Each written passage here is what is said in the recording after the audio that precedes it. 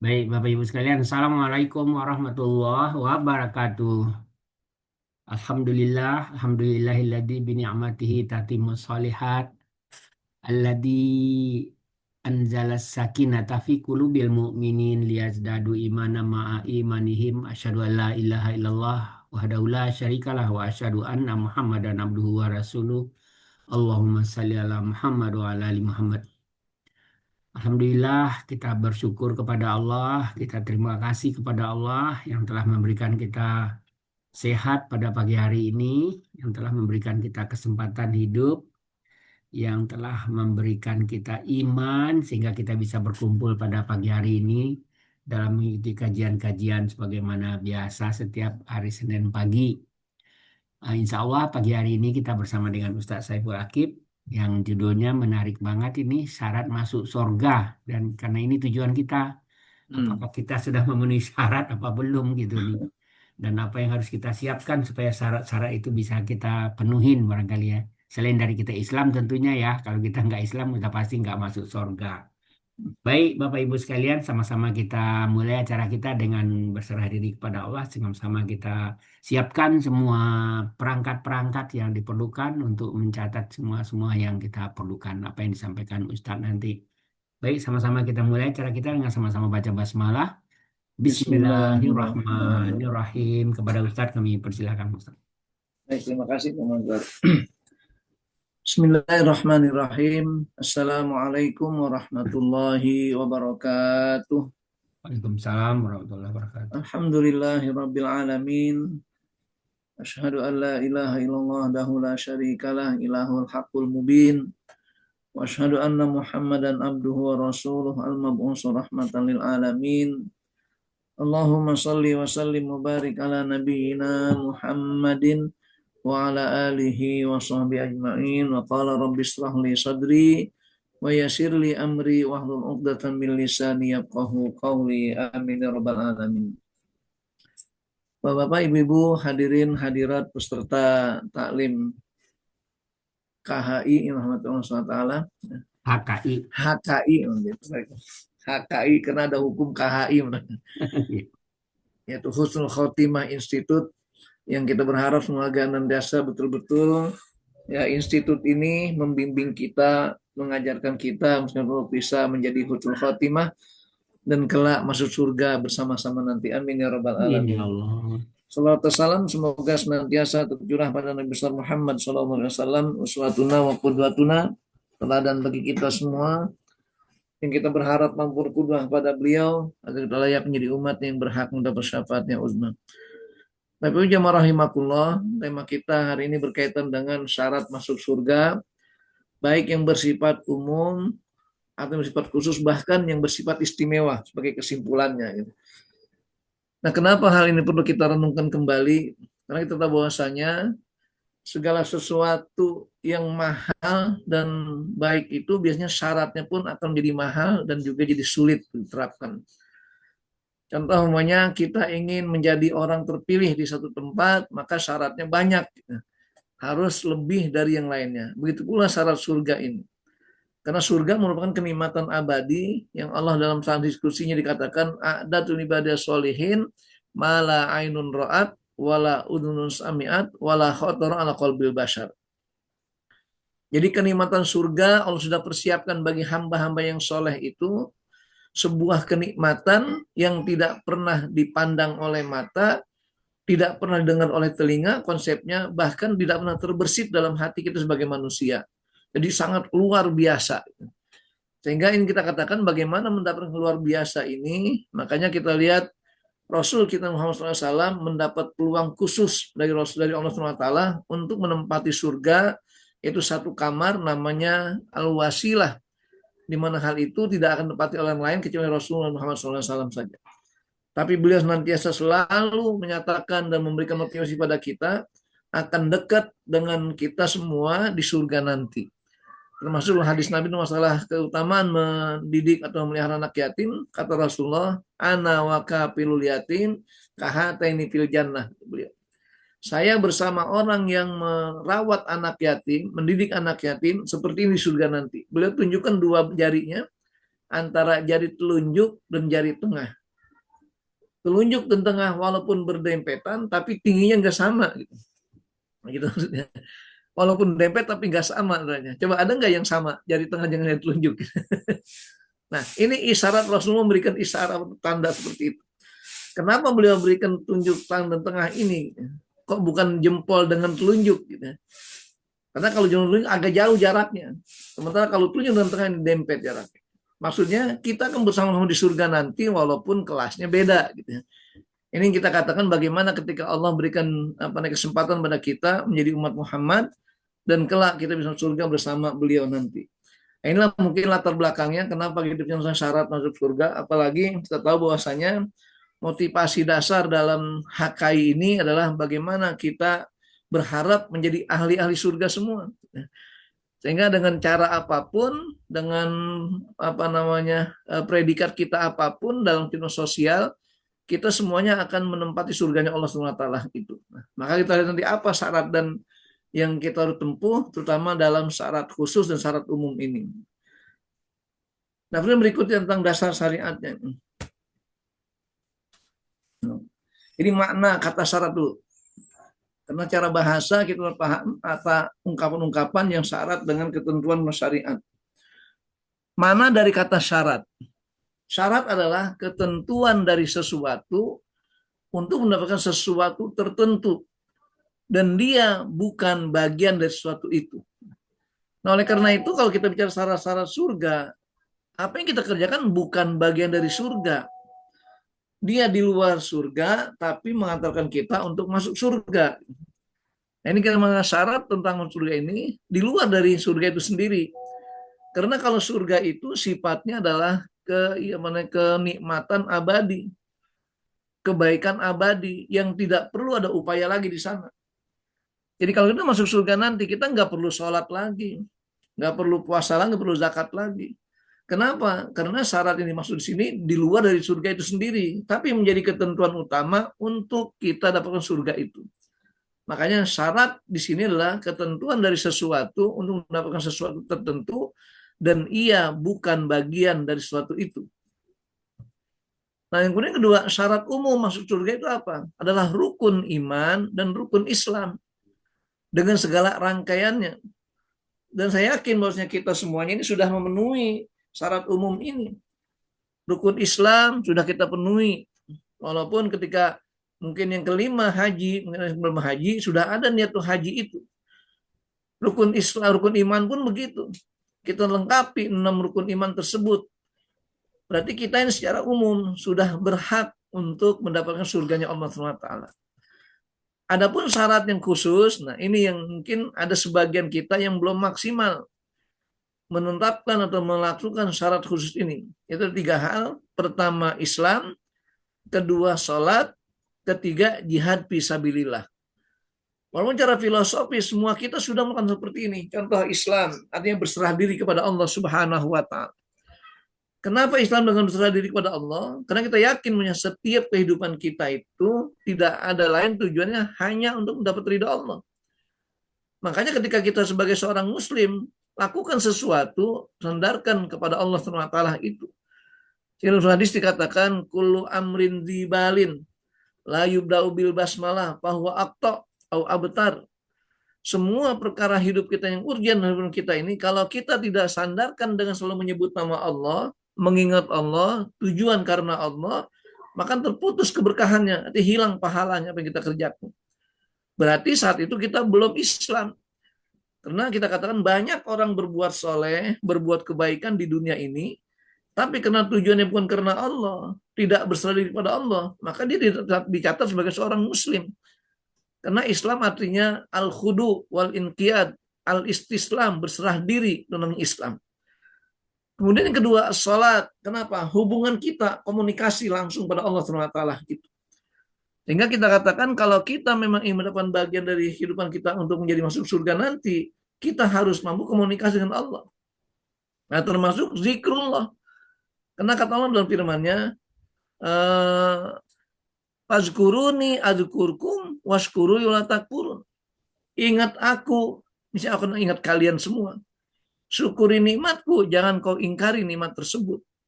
Jadi sholat mengisyaratkan kita untuk ingat pada Allah SWT. Makanya hakikat sholat adalah hakikatnya kita bagaimana berserah diri kepada Allah untuk kita menghadap Allah. Ketika kita angkat tangan takbir, putuskan hubungan dan yang lainnya. Yang kita ingat hanya Allah Subhanahu wa taala saja. Nah, dari situlah kita akan lihat bagaimana kesempurnaan sholat kita yang kita biasakan sebagai bagian dari bagian utama untuk kita menghadap Allah Subhanahu wa taala itu.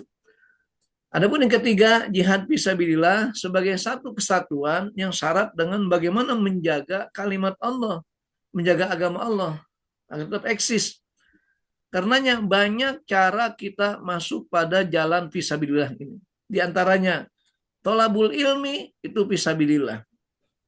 Sehingga dalam sabda Nabi mengatakan man kharaja fi tolabil ilmi fahuwa fisabilillah hatta yarji'a. Barang siapa yang keluar dari rumahnya, artinya menghususkan waktunya untuk beribadah atau menuntut ilmu agama Allah ini, hakikatnya fisabilillah dia. Karena ketika dia belajar agama ini, tujuannya biar agama tetap eksis, syariatnya tetap bisa dijalankan. Ini namanya kata-kata fisabilillah dalam menuntut ilmu. Begitu pula orang yang mencari nafkah, karena untuk menghidupi keluarganya agar bisa beribadah kepada Allah dengan baik, maka fisabilillah. Karena dengan dia memberikan nafkah pada keluarganya, artinya keluarganya punya waktu, punya masa untuk dia menegakkan agama Allah, dengan syariat agama Allah. Maka segala sesuatu yang kita korbankan karena Allah itu fisabilillah. Nah, ini kita maksudnya terkait dengan bagaimana kata jihad fisabilillah. Walaupun nanti kita katakan hakikat jihad fisabilillah ini sangat syarat dengan upaya kita secara maksimal, secara langsung, tanpa makna-makna lain, kecuali kita hanya ingin membela agama Allah. Maka ketika selalu ditanya siapakah orang yang mati syahid itu, kata Nabi, asyahid man qatala litakuna kalimatullah yal ulya. Orang yang mati syahid adalah orang yang berperang di jalan Allah, yang targetnya agar agama tetap eksis, tetap jaya. Jadi fisabilillah ini merupakan bagian dari syarat khusus, di mana tidak semua orang bisa maksimalkan hal ini. Sehingga wajar kalau Nabi memotivasi kita dalam jihad fisabilillah. Apa kata beliau? Man lam yujahid. Barang siapa yang belum pernah berjihad. Walam yuhaddis nafsahu fil jihad. Dan tidak pernah berniat untuk berjihad. Apa kata Rasulullah berikutnya? Insya'a ayyamuta yahudiyan au nasraniyan. Jadi kalau dia mati nanti pilihannya cuma dua. Kalau tidak, mati gaya Yahudi atau gaya Nasrani. Bahkan sedemikian rupa pentingnya. Makanya semangat kita untuk bela agama Allah jangan runtuh, jangan pupus gara-gara kita nggak punya peluang yang langsung. Sehingga apa yang kita kerjakan seperti pengajian seperti ini, dalam waktu yang seperti ini kita korbankan sedikit saja. Kenapa? Ingin memahami agama Allah SWT agar tetap eksis, maka itu bagian jihad fisabilillah. Walaupun lagi-lagi kita katakan jihad fisabilillah ini bisa berupa harta, bisa berupa tenaga, bisa berupa jiwa dan sebagainya. Ini syarat khusus surga 3 hal, Islam, sholat, dan jihad fisabilillah. Adapun paling istimewa adalah satu hal saja kata Rasulullah SAW. Itu adalah menjaga lisan dengan baik. Makanya penting menjaga lisan ini sampai Rasul mengatakan man kana yu'minu billahi wal yaumil akhir falyakul khairan awil yasmut. Barang siapa yang beriman pada hari akhir, hendaknya berkata-kata yang baik, kalau tidak mampu berdiam diri atau diam, tidak usah berbicara.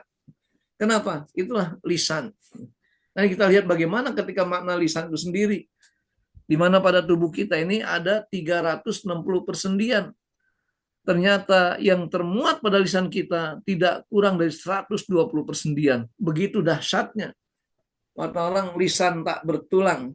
Sehingga apa? Dia mudah goyang sana, goyang sini.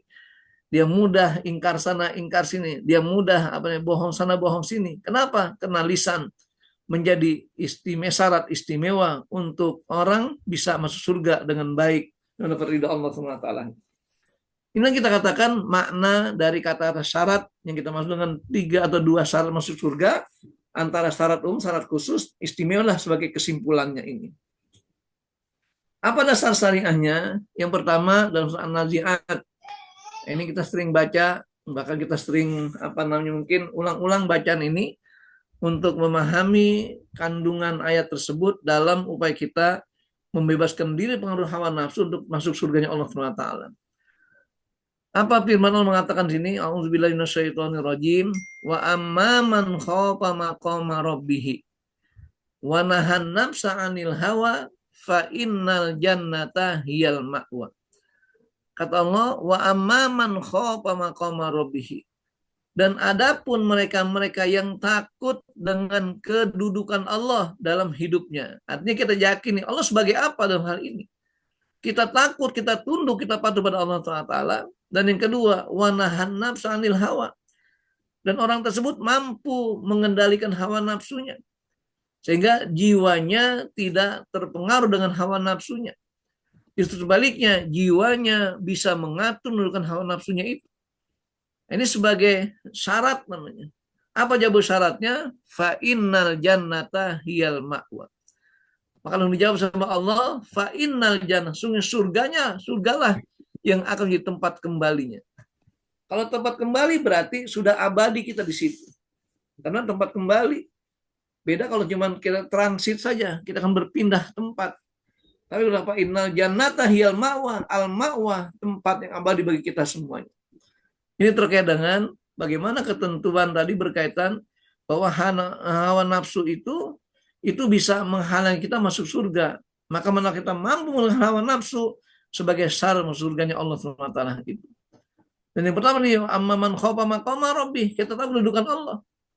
Sehingga dalam konteks memahami atau ideologi kehidupan manusia itu dikatakan cara mengenal Allah yang terbaik, langkah pertama adalah kita harus mampu memposisikan dan menunjukkan Allah sebagai sumber segala sesuatu dalam kehidupan kita semuanya.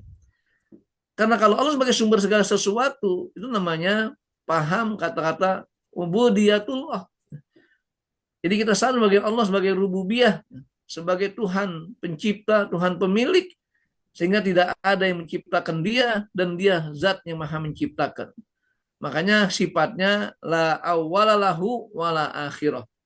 Tidak ada awalnya, tidak ada akhirnya. Ini terkait dengan kata-kata maqama rabbih. Begitu pula Allah sebagai al-ilah, tempat kita menyembah, zat yang maha tinggi. Kenapa? Karena ilah itu menggambarkan sesuatu yang tinggi, tidak terpengaruh dengan apapun. Maka konsekuensi maknanya adalah kalau kita bilang sebagai ilah, tidak ada lagi yang bisa mengatur hal itu. Hanya dialah Allah SWT yang berdiri dengan sendirinya. Qiyamuhu binafsihi, wahdaniyat, kudrat, iradat. Itu sebagai sifat-sifat melekat pada Allah ketika kita dibagikan Allah sebagai tempat atau segala sesuatu yang kita jadikan sebagai sumber kita beribadah tunduk padanya itu. Nah, adapun nanti paling tinggi lagi adalah ketika ilah ini atau sembah di Allah SWT sebagai kata maqama rabbihi, Allah sebagai mulkiyah. Jadi raja di raja. Dia sebagai penentu kehidupan kita dalam aturan tatanan kehidupan dengan segala aturan peraturan-peraturannya itu. Makanya orang sudah masuk pada level mulkiyatullah, dia tidak akan tunduk pada peraturan apapun kecuali peraturan Allah SWT. Itulah hakikat al-hurriyah namanya, merdeka itu di situ. Maka ketika kita bahas masalah arti kemerdekaan, dalam Islam dikatakan merdeka itu artinya apa? La ribata lahu illa biribati minallah. Dia tidak punya ikatan apa hidupnya kecuali ikatan Allah SWT saja. Ketika dia sadar hukum, maka hukum itu harus jalan dengan hukum Allah SWT. Dia sadar peraturan, undang-undang, harus ikut aturan syariat agama Allah SWT. Maka kebalikannya, kalau ada peraturan undang-undang yang melanggar aturan Allah, pasti dia akan tidak bisa maksimal beribadah kepada Allah SWT. Inilah kondisi kita sebagai seorang muslim di dunia ini, terutama di Indonesia. Kita tahu bahwa Indonesia ini negara demokratis. Artinya dibangun berdasarkan kesepakatan bersama, bukan negara agama. Makanya resiko kita dalam kehidupan kita seperti ini, kita harus pandai-pandai menempatkan mana urusan negara, mana urusan agama. Padahal siogianya negara yang harus ikut agama. Dan agama memayungi negara tersebut. Tapi lagi-lagi, karena kita umat Islam mayoritas, menggunakan pola yang namanya kebinekaan itu. Sehingga walaupun kita mayoritas, kita tidak pernah ngotot, ngeyel untuk terapkan hukum yang Allah atur pada kita semuanya. Tapi dalam peradilan agama kita bagaimana undang-undangnya banyak yang tidak sesuai dengan aturan agama Islam itu sendiri. Padahal kita negara mayoritas Muslim. Inilah konsekuensi atau resiko kita ketika hidup tidak oleh agama secara mutlak. Tapi alhamdulillah kita tidak disalahkan dan tidak dianggap melanggar kalau kita secara pribadi kelompok-kelompok kecil dengan syariat agama Allah SWT ini. Nah, termasuk kita bina pengajian, sholat berjamaah, puasa bersama, haji dan sebagainya. Insya Allah nggak akan dilarang di Indonesia ini karena kita akan ada undang-undang yang membolehkan kita untuk bebas dengan agama itu, walaupun tidak dalam bentuk undang-undang yang sudah mengatur kehidupan beragama itu sendiri. Ini terkait dengan bagaimana kata-kata di maqama rabbihi. Makanya rahimakumullah, ketika ini sudah kita pahami secara baik, maka Rasulullah SAW memberikan satu penjelasan ketika ditanya oleh seorang sahabat Mu'adz bin Jabal, sosok seorang sahabat Nabi yang mendapat amanat dari Rasulullah untuk menjadi dubes, menjadi perwakilan Rasul di Yaman ketika diutus oleh Rasulullah untuk mengajarkan agama Islam di Yaman itu.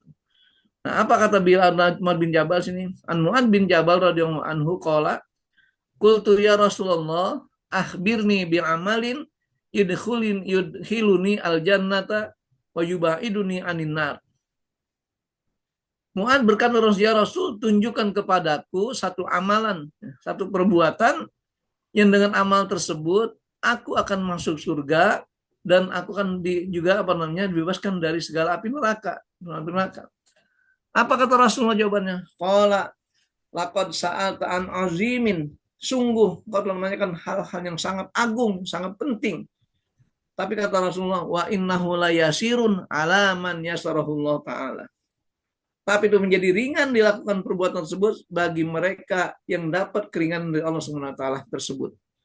Apa yang pertama? Ta'budullaha la tusyriku bihi syai'a.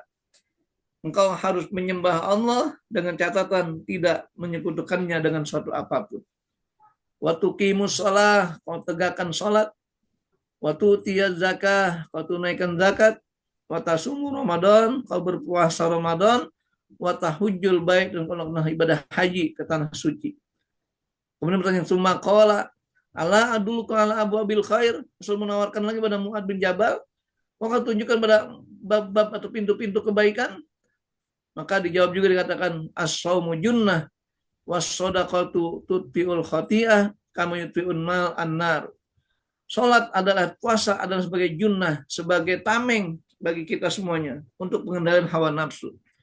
Dan sedekah bisa menghapus kesalahan kita seperti api yang lahap atau air yang bisa menghapus, memadamkan api. Wassalatul rajuli fi jawfil lail, dan juga sholat malam bagi seorang di sepertiga malam itu. Dan Rasul membaca surat As-Sajdah mengatakan tatajapa junubun lil madaji. Jadi mereka adalah orang-orang yang selalu menjauhkan punggungnya atau lambungnya dari tempat tidurnya. Maksudnya tidak banyak tidur. Kenapa demikian? Karena ini ciri orang yang nantiasa bisa mengatur waktu hidupnya dan tidurnya tidak maksimal. Berikan summa qala, katakanlah Rasulullah, ala ukhbiruka bi ra'sil amri wa amudihi wa darwatu sinamihi. Maukah aku tunjukkan kepadamu tentang seluruh urusan kehidupan ini dan juga tiangnya serta ujungnya atau ujung pangkal itu. Qultu, kata Bilal, kata Mu'adz bin Jabal, qultu iya ya Rasul, bala ya Rasulullah. Qala ra'sul amri al-Islam. Jadi seluruh perkara kehidupan sudah ada pada Islam. Artinya kalau kita punya masalah apapun mulai pada Islam, selesai urusannya. Wa amuduhu as-shalah, adapun tiangnya salat. Wa darwatu sinami al-jihad, adapun ujungnya yang paling puncak atau puncak ujungnya adalah itu al-jihad fisabilillah. Tsumma qala, Rasul tawarkan lagi pada Mu'adz, ala uhbiruka bimalaki dzalika kulli. Mohon tunjukkan kepada penguasa itu semuanya, artinya mengendalikan itu semuanya. Qultu iya ya Rasulullah, ya Rasulullah, iya ya Rasul. Fa akhadha bilisan, Rasul memegang lidahnya.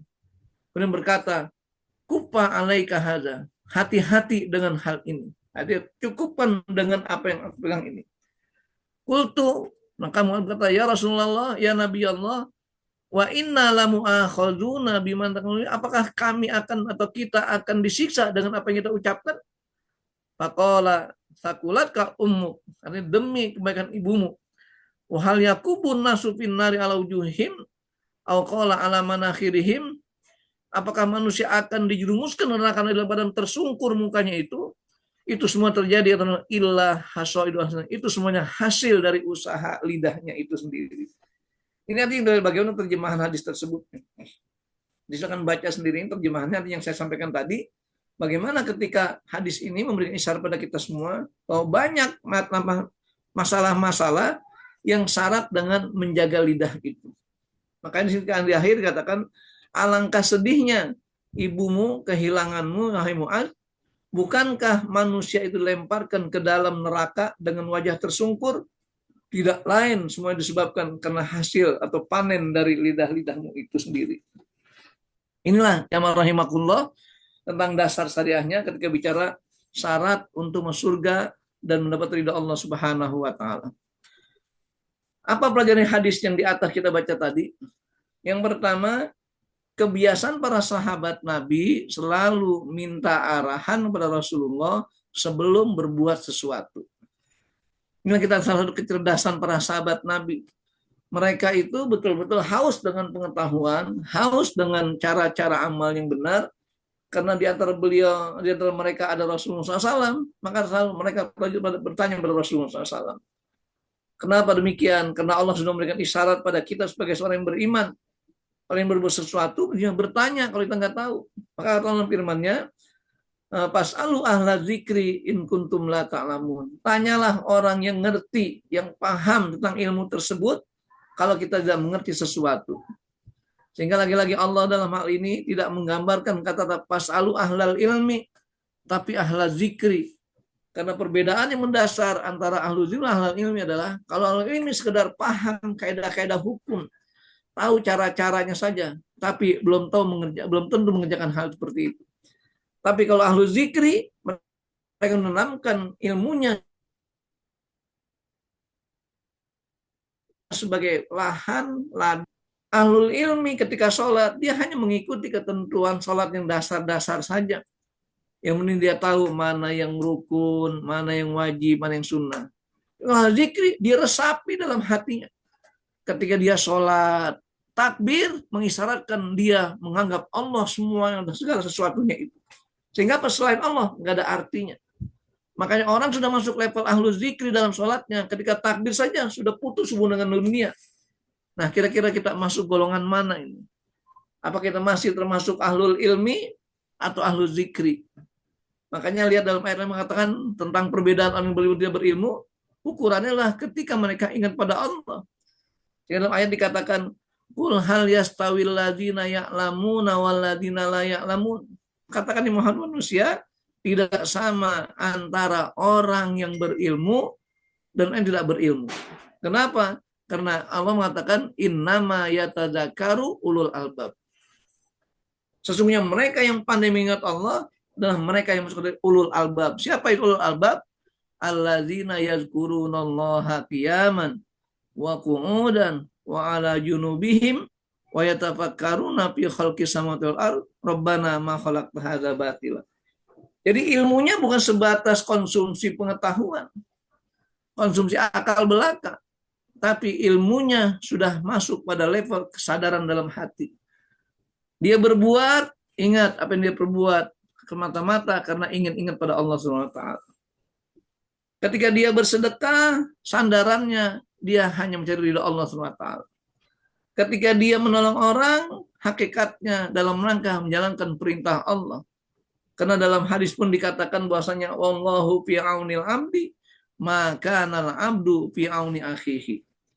Allah akan bersama hambanya selama hamba itu mau menolong hamba orang yang lain. Inilah zikrullah namanya. Jadi makanya kata zikir sini bukan sekedar ingat, tapi menerapkan segala apa yang dia pahami dalam praktek kehidupan sehari-hari. Jadi kembali kita katakan kebiasaan para sahabat selalu meminta arahan dari Rasulullah. Karena mereka yakin bahwa Rasulullah manusia terbaik zikir daripada Allah SWT. Itu yang pertama. Yang kedua, salah satu ciri kebaikan amal kita adalah manakala dapat membuat kita masuk surga dan terhindar api neraka. Karena dalam surah Al-Imran dikatakan paman zuhziya 'anil nar wa udkhilal jannah faqad faz wa mal hayatud dunya illa mata'ul ghurur. Siapa mereka orang yang beruntung itu? Kata Allah, faman zuhziya 'anil nar. Mereka yang sudah terbebas dari api neraka, padahal masih hidup di dunia. Wa udkhilal jannah, dan Allah dimasukkan dalam surga. Kenapa? Karena perbuatan mereka selalu memancarkan kebaikan-kebaikan sebagai ciri khas ahli surga. Maka kalau katakan faqad faza, itulah contoh orang yang sudah beruntung hidupnya. Wa mal hayatud dunya illa, sementara kehidupan dunia tidak lain kecuali tipu daya belaka, mataul gurur, kenikmatan yang membuat kita terlena.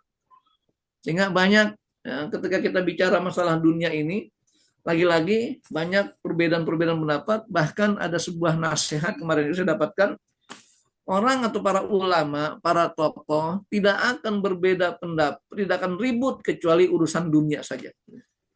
Pokoknya ada ustadz ini berbeda, perang mereka saling mencaci maki, itu urusan dunia, bukan urusan akhirat. Maka sungguh sangat naif kalau kita masalah urusan akhirat kok jadi ribut. Padahal tabiatnya manusia ribut karena urusan dunia. Kenapa? Takut kehilangan dunianya ini. Padahal kata Allah, wa mal hayatud dunya illa mata'ul ghurur. Tidak lain kehidupan dunia kecuali hanya kenikmatan yang membuat kita terlena, tertipu dengan nikmat itu. Ini jamaah rahimakumullah. Makanya kenapa kembali kita katakan kita harus pahami betul syarat-syarat utama surga ini. Karena dengan demikian kita sadar apa yang kita kerjakan dalam rangka memenuhi syarat tersebut. Jadi kalau grupnya inilah merupakan Husnul Khotimah Institute, inilah tepatnya kita jadi sebagai tempat-tempat bagaimana kita berbuat sesuatu yang menentukan kita untuk bisa Husnul Khotimah. Kalau Husnul Khotimah tidak ada lain tempatnya kembali kepada surganya Allah SWT. Ini yang kedua mana hadis. Yang kedua, kesempurnaan amal yang islami sudah terpancar pada rukun Islam yang 5 sebagai bentuk penyerahan diri kita. Makanya kalimat pertama syahadat. Syahadat karena kita mengikrarkan diri untuk mensucikan Allah SWT dan mengesahkan Allah SWT. Maka rukun Islam yang 5 ini menggambarkan amal praktis semua. Syahadat tidak cukup dalam niat, tapi dengan terucap itu. Makanya ketika bicara syahadat minimal 9 kali kita wajib mengucapkan kalimat syahadat ketika sholat. Dari mulai subuh tadi 1 kali, zuhur nanti 2 kali, asar 2 kali, maghrib 2 kali, isya 2 kali, 9 kali kita bersyahadat. Makanya lagi-lagi jangan kita pernah meninggalkan kebiasaan untuk memperbaiki syahadat kita. Ini sebagai apa? Dasar utama kita tentang pengesahan Allah SWT itu. Itu rangkaian-rangkaian rukun Islam yang lainnya. Nah, seperti ketika kita sholat, rangkaiannya apa? Wudu. Maka tidak mungkin sholat orang akan diterima kecuali wudunya baik. Dalam hadis pun dikatakan, la sholata biduni tohar. Tidak akan diterima sholat seseorang tanpa ada unsur tohar berwudu. Begitulah seperti puasa. Bagaimana ketika puasa Allah tentukan ajarannya, kita kapan mulai puasa, kapan berbuka puasa, ditentukan semua. Sehingga kita paham tentang hal-hal yang membatalkan puasa dan hal yang dibolehkan dalam berpuasa itu. Zakat pun demikian. Orang dikatakan zakat hartanya itu sempurna ketika sumbernya jelas, sumbernya bersih. Sehingga nanti ketika dia punya harta dengan kepemilikan yang sempurna, dia zakatkan menjadi pemberkah atau membuat keberkahan harta tersebut. Haji juga demikian, ikuti manasiknya, tidak asal mau kita haji begitu saja. Nah ini kenapa? Ini rangkaian rukun Islam yang 5. Sebagai sempurna amal kita untuk menjadi orang yang islami dalam setiap perbuatan itu. Yang berikutnya, pintu dari semua kebaikan dalam Islam terletak pada 3 hal saja kata Rasul. Pertama, puasa identik dengan kesabaran. Makanya orang yang berpuasa melatih kesabaran. Kenapa? Kesabaran menahan lapar dan haus. Kesabaran untuk meninggalkan maksiat, kesabaran untuk taat pada Allah dan beribadah lainnya, dan kesabaran dalam rangka dia menahan hawa nafsunya itu. Makanya puasa dikatakan as-sabru atau asyamu sabrun. Jadi puasa kesabaran itu sendiri. Kemudian yang kedua, sedekah. Di mana sedekah ini sebagai penghapus dosa. Makanya yang banyak sedekah, insya Allah dosa akan terhapus terus. Makin banyak sedekah, makin banyak penghapusan dosa tersebut. Dan sebagai puncaknya kita untuk mendapat kebaikan kita sebagai seorang muslim, ketika kita mampu sholat malam dengan khusyuk dan dengan hati yang bersih. Ini kita katakan bagaimana syarat-syarat yang kita amalkan, yang kita lakukan. Kenapa? Untuk menyempurnakan syarat kita surga dan mendapat surga Allah SWT yang begitu abadi, yang kita akan merasakan kenikmatannya dalam kehidupan kita di akhirat nanti. Ini pelajaran dari hadis Nabi SAW terkait dengan bagaimana cara kita memahami syarat surga itu. Kemudian berikut yang keempat, solusi permasalahan hidup manusia cuma terletak pada 3 hal saja. Jadi kalau kita bisa menyikapi dengan baik dan bijaksana, selesai urusan hidup kita semuanya. Apa 3 hal itu? Islam sebagai akarnya. Maka dikatakan, kalau kita sudah muslim, urusan kita selesai semuanya. Kenapa selesai? Karena Islam mengajarkan kita untuk mampu istislam, berserah diri pada Allah. Makanya kata Islam bisa kata makna salamah, al-istislam, al-khudu, taat, tunduk, wal inqiyad, patuh. Itu Islam semua.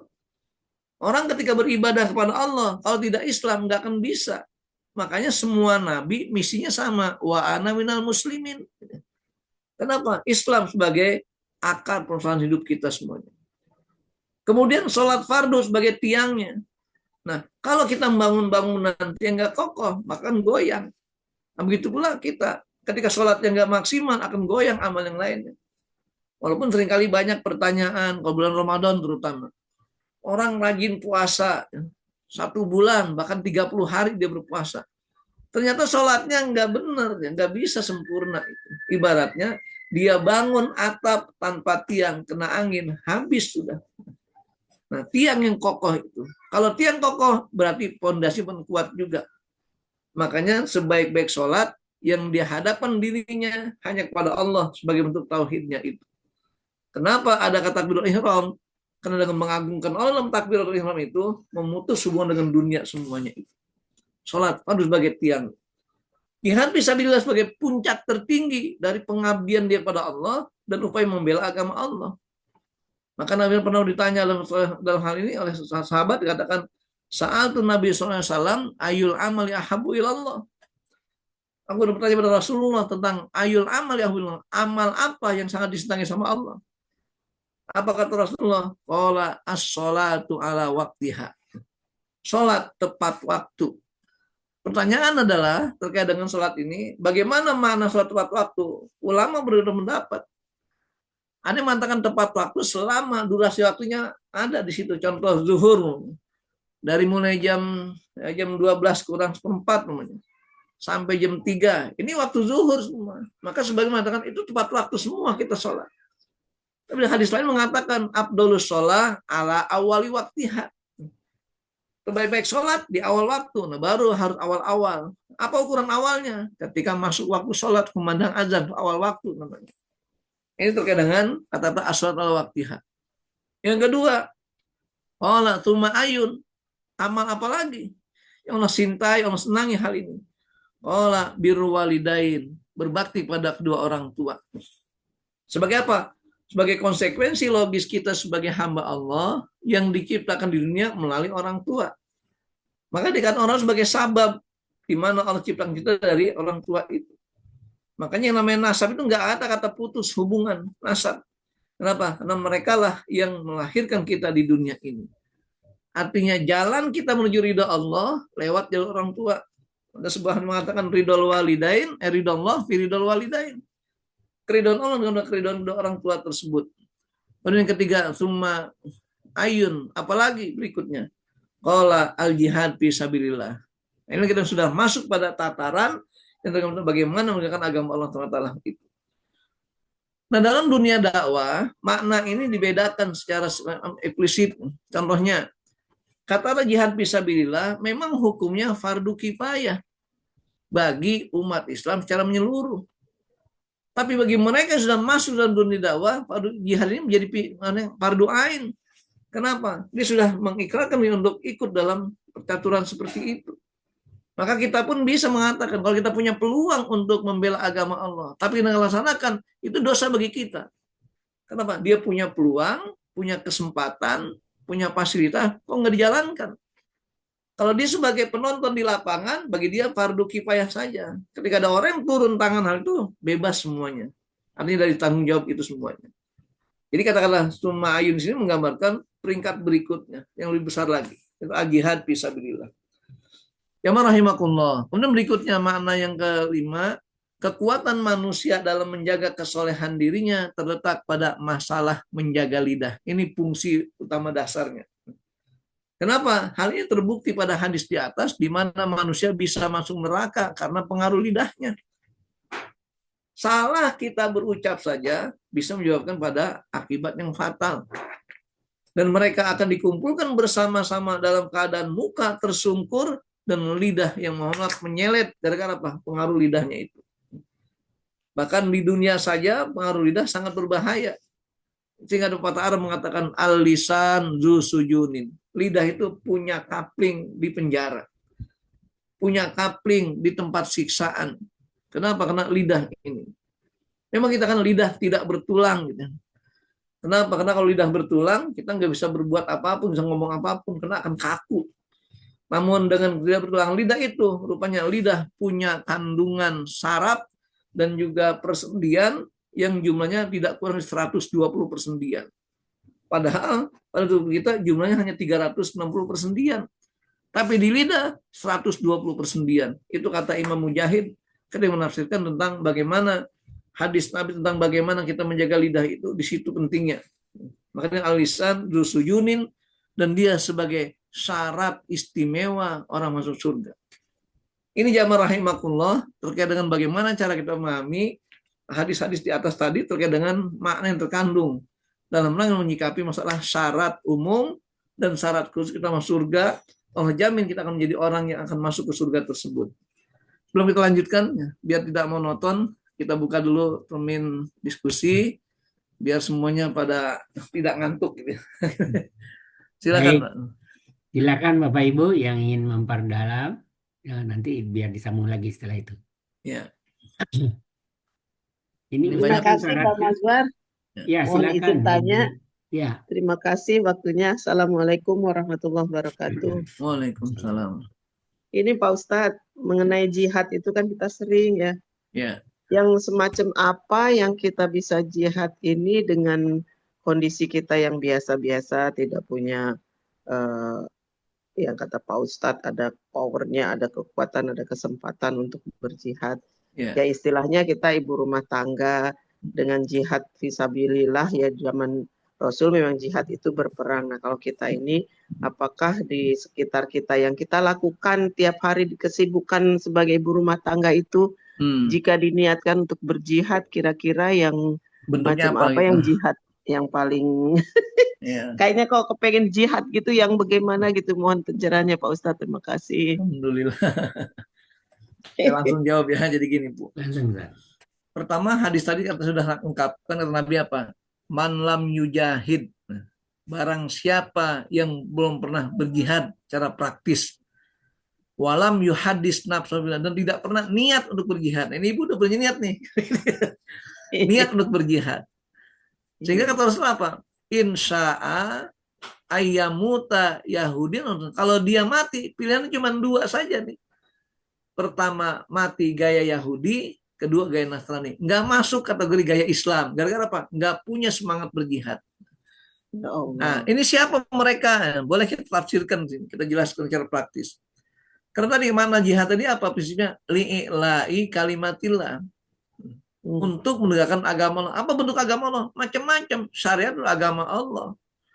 Berlaku baik agama Allah. Memberikan nafkah kehidupan yang baik agama Allah. Komitmen pada makan yang halal itu agama Allah semua. Maka dikatakan ad-dinun nasihat, agama nasihat bagi kita semuanya. Bagi siapa? Bagi Allah, bagi kitab sucinya, bagi orang mukmin, bahkan sekarang pemimpin mukmin semua. Ini agama. Makanya kalau kita punya niat untuk hidup baik, itu agama, itu jihad namanya. Nah, tinggal klasifikasinya tergantung pada kemampuan kita.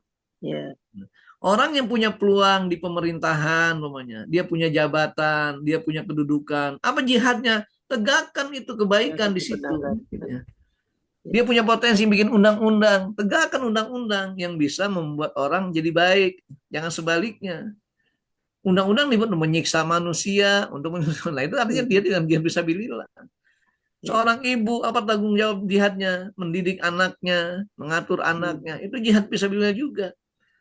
Kenapa? Karena dia berharap ketika anaknya tumbuh besar nanti, itu orang jadi orang taat dan soleh pada Allah SWT. Itu kan jihad namanya. Makanya Jihad kecil-kecil itu Pak Ustadz. ya itu tergantung kualitasnya nanti gitu ya. Aha. Karena kalau target utamanya kata Allah apa? Alladzina jahadu fi sabilillah bi amwalihim wa anfusihim. Gitu. Jadi bi amwal dengan hartanya, anfusihim dengan jiwanya. Maka suatu dalam surat At-Taubah Allah jelaskan, terutama apa? Kita berjihad dalam hal ini utamanya jiwa dulu baru harta. Itu kata Allah ini, innallaha ashtara minal mu'minina anfusahum wa amwalahum bi anna lahumul jannah. Disebut jiwa dulu. Kenapa? Karena potensi ini dalam rangka kita menegakkan keagama Allah. Harus dengan tenaga kita, kekuatan fisik kita. Makanya kita lihat saudara kita di Gaza namanya, ataupun di Palestina secara umum. Mereka disiksa, dibantai. Bahkan menceritakan tentang bagaimana ketika dulu kasus 90 Bosnia Herzegovina itu. Nah itu kenapa? Itu jihad fisabilillah dengan apa? Dengan cara memperjuangkan agama Allah dengan tenaga kita, dengan harta saja. Makanya saya ingat dulu siapa Presiden Bosnia, Eliza kalau namanya, siapa namanya lupa itu. Nah ketika dapat bantuan materi dari Indonesia itu, apa kata beliau? Kami jangan dibantu cuma makanan saja. Kalian menu makanan, kami nggak bisa makan apa? Kami ditembaki, kami bisa melawan. Di Bosnia itu. Akhirnya apa? Bantu kami dengan senjata. Akhirnya apa? Disampaikanlah seorang tokoh yang menjadi penghubung itu dengan seorang intelijen juga. Akhirnya dihubungkan kepada Presiden Soeharto. Dan Soeharto menyambut itu. Maka diselundupkanlah bantu senjata ke Bosnia. Sehingga Soeharto menjadi namanya baik di sana gara-gara apa? Membantu dengan Herzegovina itu, Bosnia itu. Ini kembali kita katakan, jadi tergantung kondisinya. Nah kalau sekarang kita maunya bicara tentang jihad fisabilillah, yang kita mampu mendidik anak, ya didiklah anak. Mampu menciptakan keluarga yang baik, ciptakan keluarga yang baik, jihad fisabilillah. Karena target utamanya agar tujuan kita lillahi kalimatillah, menegakkan agama Allah. Jadi ibu-ibu minimal punya niat dulu. Bahkan zaman Rasulullah, ada seorang sahabiah, dia ingin ikut berperang bersama Rasulullah. Rasul tanya, kamu sudah haji? Belum. Hajilah. Kenapa? Karena haji merupakan jihad tanpa ada pertumpahan darah, gitu. Sehingga apa? Karena fenomenanya jihad fisabilillah, makanya wanita tersebut ketika miskin dibolehkan menggunakan onta dari Baitul Mal sebagai kendaraannya. Padahal haji itu kan atas dasar kemampuan, dibantu dengan Baitul Mal karena dianggap jihad fisabilillah. Jadi itu maka dalam ini kan besok hari Selasa ada upaya pertemuan alumni itu 212 ya. Nah, bukan orang manfaat mengingatkan diri gitu kan. Dulu perjuangan gimana sih beratnya. Jangan pernah kita meremehkan sesuatu. Ya mensiarkan. Ikut mensiarkan. Nah, langkah kita satu langkah pun nilai kebaikan itu. Jangan kita langsung pesimis. Nggak ada fungsinya. Saya bilang ada fungsinya. Pasti ada semangat itu. Maka kita tinggal usaha kita. Gimana cara kita menyikapi hal itu semuanya. Gitu. Makanya orang bilang. Pak Ustadz, waktu yang 212 itu, yang hari hanya itu, saya ikut dari jam berapa 2 itu sampai ya jam pagi ya, jam pagi. Ya. Kalau besok sore nih dari habis asar sampai malam. Iya, malam. Jadi jangan pernah meremehkan suatu kebaikan apapun. Kata Nabi apa? La tahkironna minal ma'rufi syai'an walau antalqa akhaka biwajhin talqin. Jangan pernah meremehkan upaya kebaikan sedikit pun, walaupun hanya sekedar bermuka ceria ketemu saudara itu. Begitu simpelnya kebaikan itu.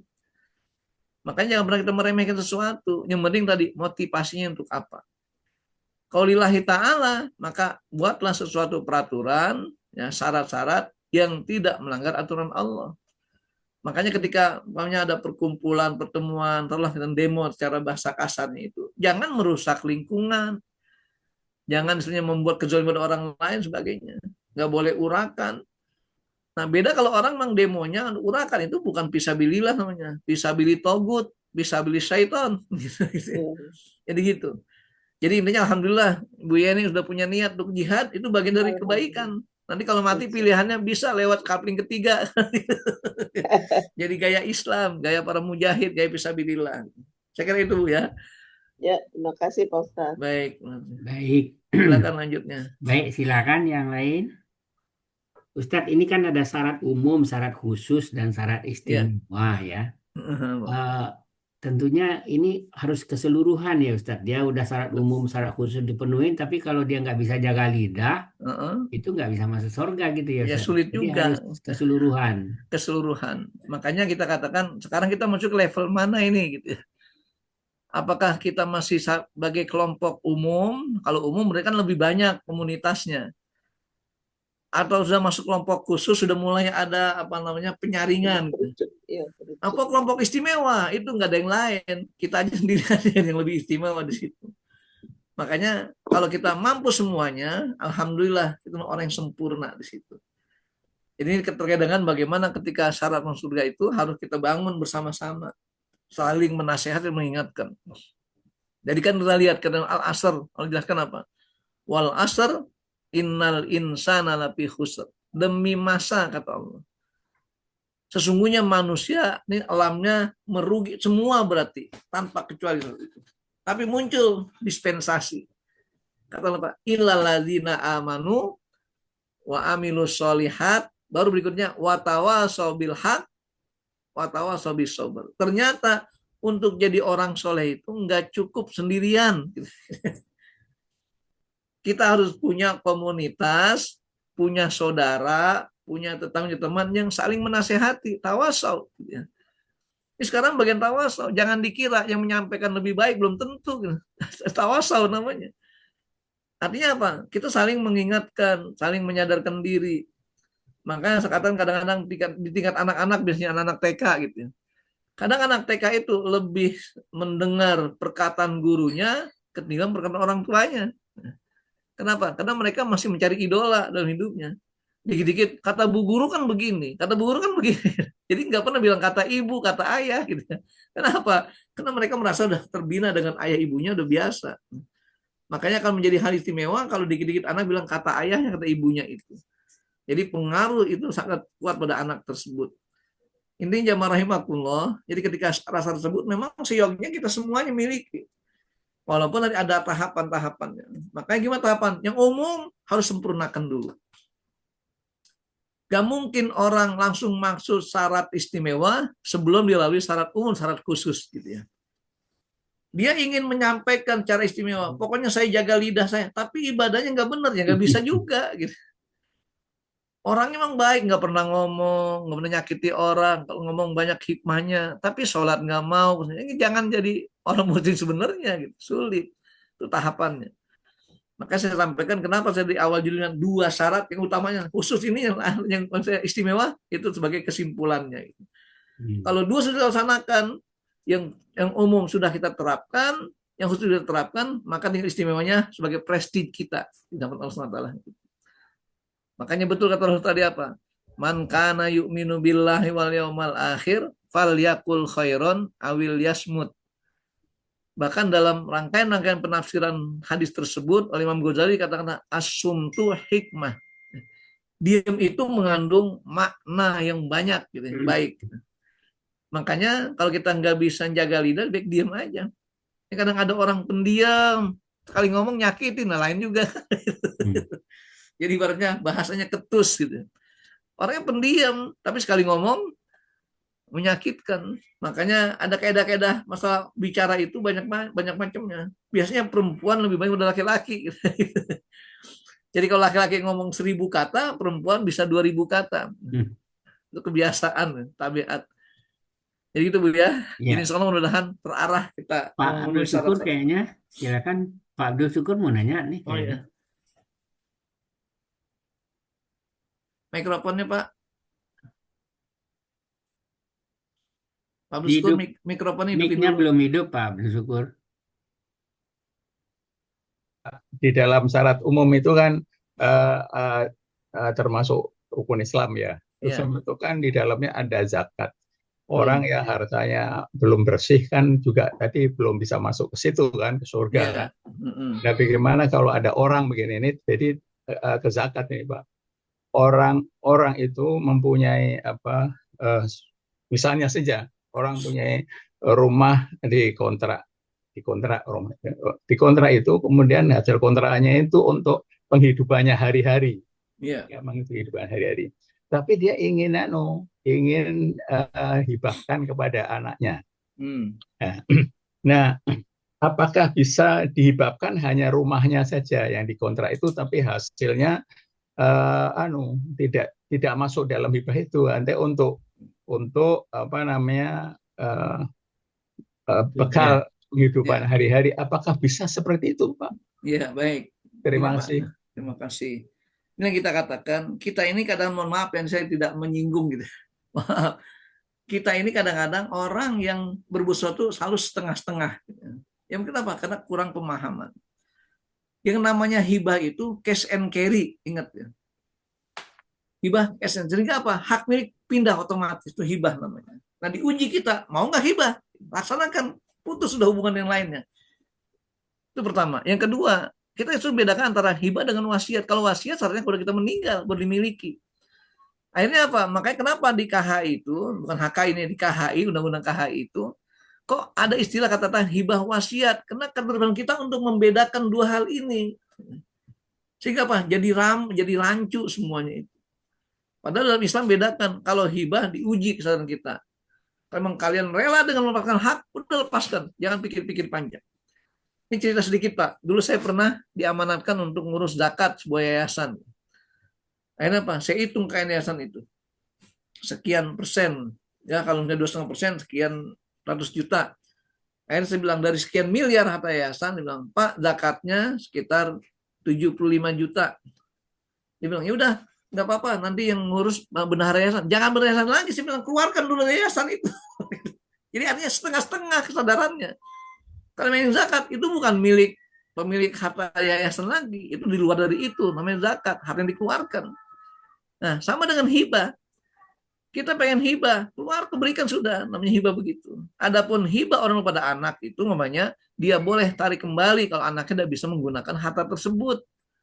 Nabi mengatakan begini sabdanya, la yahillu li muslimin atau li ahadin ayu ti'atiyatan sumayarji'u piha. Tidak selayak, tidak halal bagi seorang muslim memberikan sesuatu pemberian, dia minta balik lagi atau kembaliin lagi. Illa al-walidu liwaladihi. Nah, itu cara pengecualiannya. Kecuali pemberian orang tua kepada anaknya, boleh diambil kembali, tarik kembali. Rasul mengumpamakan perumpamaan orang yang memberikan sesuatu dia minta kembali. Kayak dulu waktu kampanye dapat hambal, karpet, gitu. Diminta lagi gara-gara nggak lulus, nggak terpilih. Apa kata Nabi gitu ya? Kama salil kalbi yakulu hatta yasba'a summa qa'a fa'akala min qayatihi. Seperti anjing yang makan sampai kenyang, akhirnya muntahin makanannya dan makan lagi muntahnya. Itu namanya orang yang memberikan sesuatu yang diminta kembali. Kalau bahasa Betawinya borok sikutan. Jadi gitu. Jadi kalau mau hibah, lepaskan udah. Nah, gimana kalau kita punya kontrakan, kita rencana memberikan anak. Rencana namanya kan belum dihibahkan. Kalau menghibahkan udah pindahkan nih hak miliknya. Nih nak buat kamu. Sudah, nanti bapak dari yang lain aja. Silakan. Tapi yang ingin memberikan itu, makanya kenapa kok orang pakai hibah, pakai bersyarat? Orang ada aturan waris kok. Nggak lari kemana-mana. Yang penting di anak kita, keturunan kita pasti akan sampai ke dia. Itu kan lebih selamat, lebih aman. Karena bahasanya begini, kalau kita ngatur harta di dunia ini, dan implikasinya setelah kita mati, maka kita termasuk tanggung jawab tanpa kesadaran kita. Tapi kalau kita serahkan kepada Allah hukum waris tersebut, kita lepas tanggung jawab. Allah akan mengatur semuanya itu. Makanya lihat An-Nisa ayat 11 kata Allah apa? Yusikumullah fi auladikum.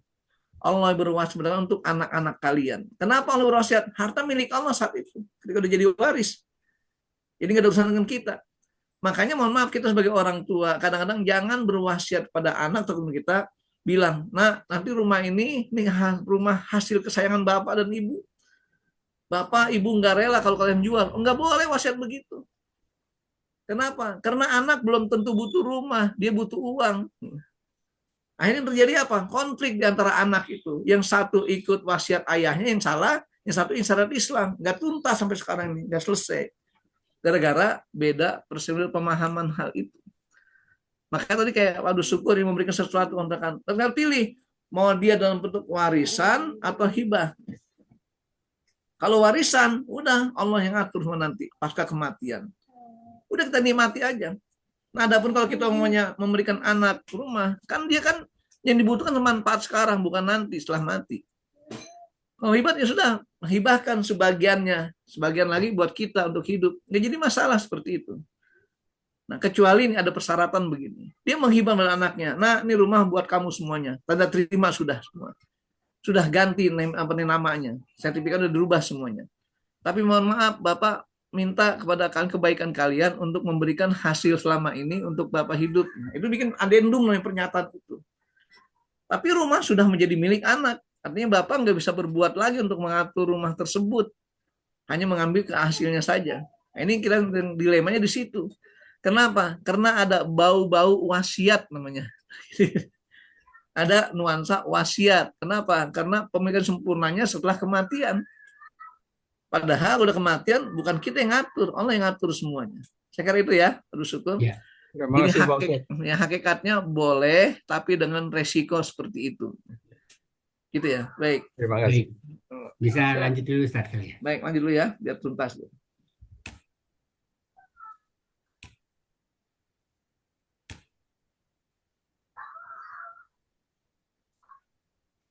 Nah, ini kesimpulan dari hadis ini.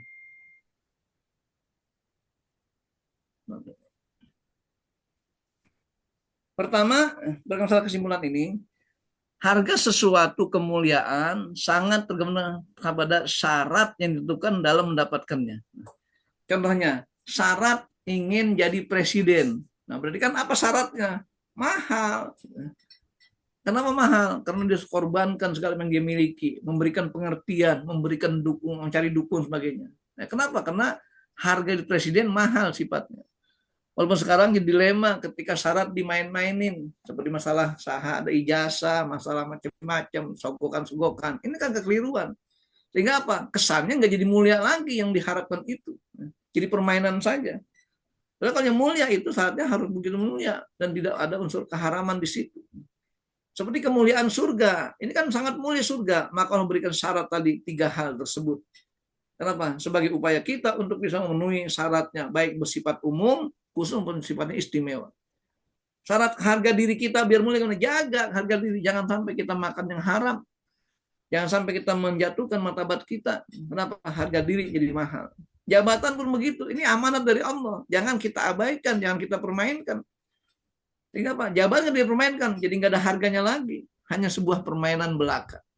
Dan lain sebagainya. Termasuk kita katakan syarat apapun yang kita tempuh itu tergantung kepada kualitas dan termasuk kemuliaan apa yang kita tuju tersebut.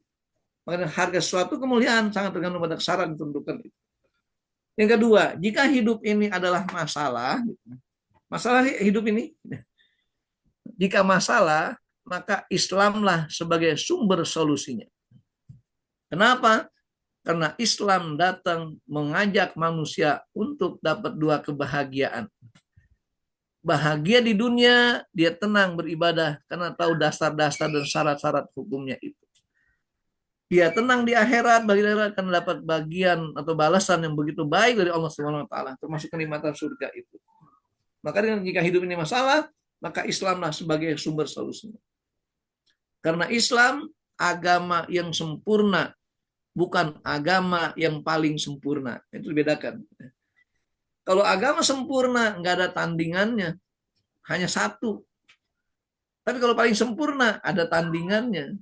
Allah jelaskan dalam firman-Nya, Inna dina indallahil Islam. Ingat, agama yang diterima hanya Islam saja. Yang lain itu bukan agama yang diterima sama Allah. Makanya kita nggak boleh sebenarnya menganggap sebagai agama yang benar. Agama yang paling benar, berarti ada yang benar juga dong lainnya. Maka dalam Islam nggak begitu. Karena Islam agama yang sempurna, agama yang benar, bukan agama yang paling sempurna tapi yang paling benar. Yang ketiga, kemuliaan dan kehinaan manusia sangat bergantung kepada upaya dalam menjaga lisannya yang tidak bertulang, namun memiliki 120/30 persendian pada mulut itu sendiri. Maka di situ kata mulutmu adalah harimau. Di situ lidah berpotensi.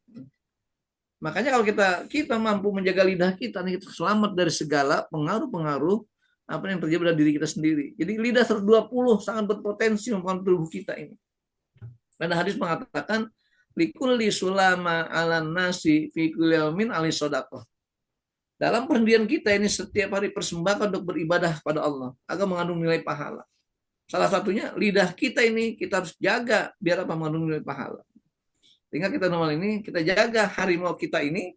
Kenapa? Jangan sampai menerkam orang atau diterkam oleh orang lain. Kenapa? Keselamatan kita adalah pada diri kita. Bahwasanya salamatul insan fi hifdzil lisan. Keselamatan manusia terletak pada bagaimana cara dia menjaga lidahnya. Ini kesimpulan dalam memahami hadis dan ayat Allah tentang wa amma man khaufa maqama rabbih wa nahana 'anil hawa final jannati hiyal ma'wa. Adapun diagramnya seperti ini. Kesimpulan. Jadi jejak syarat masuk surga ini ada 3 itu.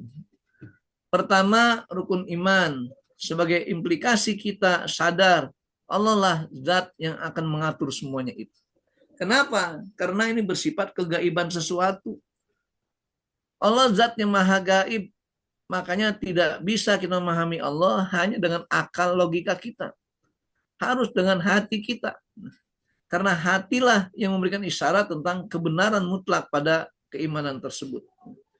Makanya iman dikatakan at-tasdiq bil janan, pembenaran dengan hati. Wal qaulu bil lisan, diucapkan dengan lidah. Wal amru dikerjakan dengan perbuatan kita semua. Nah, setelah iman mantap, maka Islamnya sempurnakan dengan rukun Islam yang 5 itu. Setelah itu baru masuk pada sebagai zirwatus sanamihi. Puncak segala itu yang tertinggi adalah ketika orang hidup kita bukan hanya sekedar individual, bukan sekedar kelompok-kelompok tertentu, tapi targetnya bagaimana tujuan hidup kita membela agama Allah. Dengan cara apa? Jihad fisabilillah. Ini kita gambarkan bagaimana ketika di Palestina ada namanya Harakatul Jihad Al-Islami di Palestina, namanya Hamas.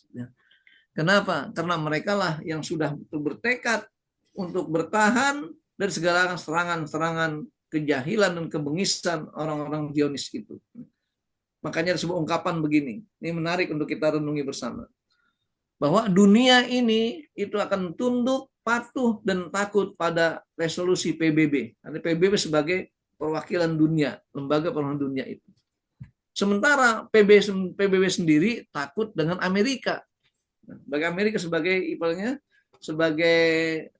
penguasa dunia. Dan Amerika takut kepada Zionis, pada Yahudi. Kenapa? Walaupun Yahudi mungkin negara kecil, tapi dia mengatur semua kehidupan dunia ini, termasuk Amerika. Sebagai bukti bahwasanya seorang presiden Amerika itu ketika terpilih, dia harus sounding dulu ke kelompok masyarakat Yahudi. Kenapa? Karena mereka akan mengikuti aturan tersebut. Jadi kita katakan Amerika takut dengan Yahudi. Yahudi takut dengan Hamas. Walaupun Hamas hanya berapa juta saja, ditakuti. Makanya nggak pernah bilang, bayangkan Palestina cuma berapa sih luasnya? Berapa penduduknya? Diserang macam-macam, nggak pernah habis. Kenapa? Kekuatan jihad fisabilillah itu. Dan Hamas hanya takut pada Allah. Pertanyaan, siapa yang paling kuat di dunia ini? Nah itu. Hamas itu paling kuat. Kenapa? Ditakuti sama Yahudi. Ditakuti sama Amerika. Takut sama negara-negara lain. Hamas cuma takut hanya pada Allah saja. Itulah prinsipnya. Jadi ini kita katakan, bagaimana syarat masuk surga itu? Makanya kita lihat 3 jejak terhadap masuk surga ini. Kalau kita pahami hal ini, insya Allah kita akan jadikan sebagai acuan mutlak kehidupan kita semuanya. Itu jamaah rahimakumullah. Jadi bagaimana cara kita memahami beberapa syarat masuk surga tadi yang merupakan target kita untuk bisa masuk surga bersama-sama nanti ya. Kita ketemu lagi di surga walaupun medianya nggak seperti ini. Kalau sekarang kita masih ada yang sedih, ada yang gembira, ada yang bingung, ada yang macam-macam, ada yang niat jihad nggak nyampe-nyampe. Nah, di akhirat nanti nikmat semuanya kita akan temui bersama-sama. Amin. Baik, sekali ini silakan Pak Mazhar. Baik Bapak Ibu sekalian, silakan kalau masih ada yang ingin diperdalam lagi. Ini ada di chat Ustadz. Oh ya. Tapi tidak sesuai tema, tapi boleh ya Ustadz ya. Ustadz, bagaimana pendapat Ustadz dengan Kementerian Agama yang sudah menetapkan melaksanakan perayaan Natal bersama gitu 25 Desember ini? Saya singkat begini aja, simpel aja sih bilang gitu. Jadi katakan annasu ala dini mulukihim. Manusia tergantung agama pimpinannya, rajanya atau pemimpinnya. Kita kenal bahwasanya, mohon maaf, Menteri Agama sekarang ini, walaupun beliau seorang profesor bidang tasawuf gitu ya, tapi pola pikirnya mohon maaf, cenderung liberal gitu ya. Kenapa liberal? Karena menganggap semua agama sama akhirnya. Yang buktinya apa? Itu ketika beliau jadi imam besar Masjid Istiqlal dan semuanya sebagai wakil menteri sebelumnya itu yang memunculkan usulan untuk membuat jembatan silaturahim yang terhubung antara Istiqlal dengan katedral. Coba apa maksudnya? Karena untuk kerjasama agama itu. Lalu kita katakan dalam agama toleransi dibatasi hanya pada sosial saja, bukan pada ibadah. Makanya kalau Islam ditanya gimana Islam konsep toleransi, udah jelas soal al-kafirun itu. Kata Allah apa? Qul ya ayyuhal kafirun la a'budu ma ta'budun. Kata Muhammad pada orang kafir itu, saya nggak akan menyembah apa yang kalian sembah. Karena kalian nggak akan menyembah apa yang kami sembah. Udah putus masing-masing, lakum dinukum. Masalah agama begitu. Tapi sekarang apa? Karena di konsep kebinekaan. Sehingga digembor-gemborkanlah prinsip agama itu semua sama. Nah, kalau sama buat apa Islam itu sendiri? Itulah kekeliruannya. Makanya saya katakan saya nggak akan bisa simpati hal ini, apapun bentuknya. Gitu. Makanya saya ketika memperjuangkan hukum waris secara Islam ini, itu tantangannya nggak sedikit. Diteror orang, di macam-macam. Biarin aja sih. Kenapa? Kita nggak bersyarat agama Islam ini. Yang penting jangan menjahili mereka, jangan menyakiti mereka, dan yang menzalimi mereka. Bahkan saya pernah usulkan di pengadilan, kenapa sih umat Islam tidak bikin pengadilan agama khusus untuk umat Islam saja? Artinya undang-undangnya kepada hukum Islam. Tapi ternyata enggak begitu. Dibuatlah KHI, Komisi Hukum Islam, biar menyatukan semua persepsi. Apa yang terjadi? Enggak selesai juga. Bapak-bapak iseng-iseng ya, tanya orang yang habis bersengketa di pengadilan agama. Keluar kira-kira mereka sama-sama rela enggak? Enggak ada yang rela, Pak. Enggak ada yang merasa redo semua untuk itu. Kenapa? Semua terpaksa, teritekan dengan macam-macam. Makanya lihat kata Allah dan Muhammad ini. Wallah fala wa rabbika la yu'minun, kata Allah. Ya Muhammad, demi Tuhanmu mereka enggak beriman. Kenapa enggak beriman? Hatta yuhakimuka fi ma syajara. Kecuali mereka mau bertahkim kepadamu dan apa yang mereka bersengketakan. Itu dasarnya, jelas dalam Al-Quran Nisa itu. Terkait dengan hal seperti ini. Makanya kita nggak bisa ketika tadi ada orang berupaya untuk memponis atau memberikan fatwa Natal bersama. Urusan Natal agama masing-masing, nggak usah campur tangan. Nah, kalau Menteri Agama, Presiden, ya memang sebagai tokoh umat, sejuta umat, silakan. Tapi jangan dibikin peraturan untuk bersama-sama. Dulu kan zaman siapa dulu? Yang masih awal bagus itu. Kayak Alam Shah dulu ya, misalnya. Yang Menteri Agama itu siapa namanya? Yang ketika ditopang oleh Buya Hamka waktu itu fatwanya tahun 88, 87, atau 88 itu. Jadi nggak ada istilahnya catatan malam bersama. Yang kalau silakan aja. Tapi Islam jangan ikut campur dalam hal ini. Sebagaimana nanti ketika Idul Fitri pun jangan dibuka kesempatan mereka untuk ikut bersama-sama Idul Fitri. Jadi masuk tataran agama, ibadah, dan sifatnya mahdoh sudah masing-masing. Kalau untuk membangun negara, membuat ekonomi, kooperasi, macam-macam, boleh bersama-sama, urusan negara bersama-sama. Menjaga keamanan, menjaga kelestarian lingkungan bersama-sama.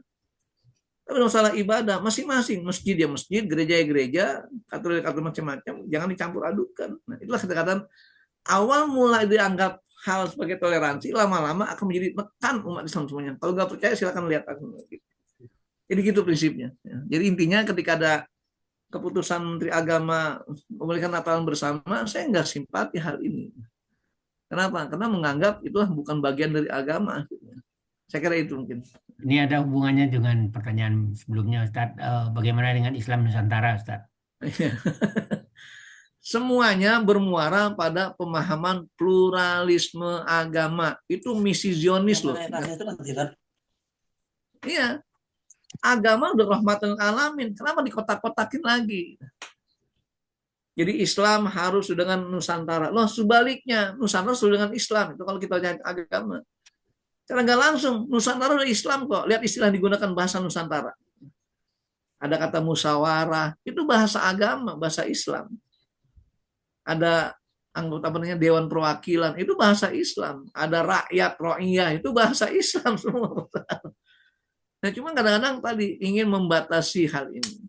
Makanya kadang-kadang mereka memaknai kata wa ma'asal rahmatan alamin, kata sifatnya untuk semua umat, semua latar belakang, dan semua suku, bangsa, dan sebagainya.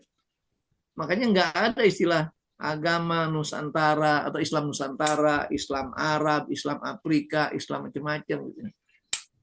Apakah di surga dipisahkan? Nyatu nanti semuanya gitu. Jadi kenapa sih kadang kita terbawa seperti itu? Karena lagi-lagi mereka itu dalam tanda kutip musuh-musuh Islam seolah-olah takut kalau orang fanatik dengan agama Islam itu sendiri. Padahal hakikatnya udah beragama, ya sudah agama urusannya yang ngatur semuanya itu. Mohon maaf kita, apakah kalau orang yang agama secara taat akan menghakimi atau mendolimi hak orang? Enggak. Lihat Piagam Madinah dulu, bagaimana Rasulullah sebagai penguasa dihargai. Nah sekarang kita menjadi penguasa, tapi kenapa kita nggak perhatikan hal seperti itu? Dan sebaliknya, nanti ketika mereka berkuasa, Islam hancur, lihat aja.